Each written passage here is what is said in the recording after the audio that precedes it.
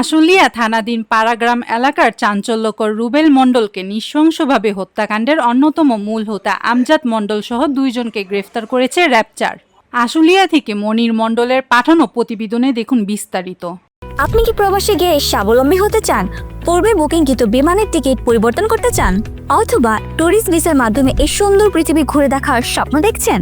আপনার স্বপ্নকে বাস্তবায়ন করতে A to Z travels and tours আছে আপনার সাথে। গ্রেফতারকৃত আসামিরা হলেন আশুলিয়া থানার পাড়াগ্রামের আশরাফ আলীর ছেলে আমজাদ মণ্ডল, একই গ্রামের সিরাজ উদ্দিন মাতবরের ছেলে মোহাম্মদ জুয়েল। র্যাব-৪-এর একটি অভিযানিক দল শুক্রবার ৯ মে সন্ধ্যায় ধামরাই থানাধীন কামালপুর এলাকায় অভিযান পরিচালনা করে। আশুলিয়ায় পাড়াগ্রাম এলাকার চাঞ্চল্যকর রুবেল মণ্ডলকে নৃশংসভাবে হত্যাকাণ্ডের অন্যতম মূল হোতা আমজাদ মণ্ডল সহ সহযোগী জুয়েলকে গ্রেফতার করতে সক্ষম হয়। মৃত রুবেল মণ্ডল আশুলিয়ায় পাড়াগ্রাম দক্ষিণপাড়া এলাকার জনৈক নায়েব আলী মণ্ডলের ছেলে।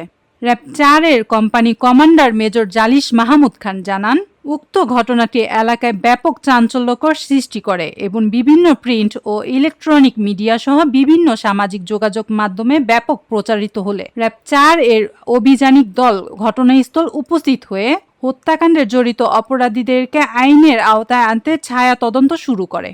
পরবর্তীতে র্যাব-৪ CPC-2 এর একটি অভিযানিক দল তথ্য প্রযুক্তি সহায়তা ধামরাই থানাধীন কামালপুর বাজার এলাকায় অভিযান পরিচালনা করে। আশুলিয়া পাড়াগ্রাম এলাকার চাঞ্চল্যকর রুবেল মণ্ডল হত্যাকাণ্ডের আসামিদেরকে গ্রেফতার করে। গ্রেফতারকৃত আসামিদ্বয়ের বিরুদ্ধে আইনানুগ ব্যবস্থা প্রক্রিয়াধীন। 26 টেলিভিশন, মাতৃভূমির বন্ধনে।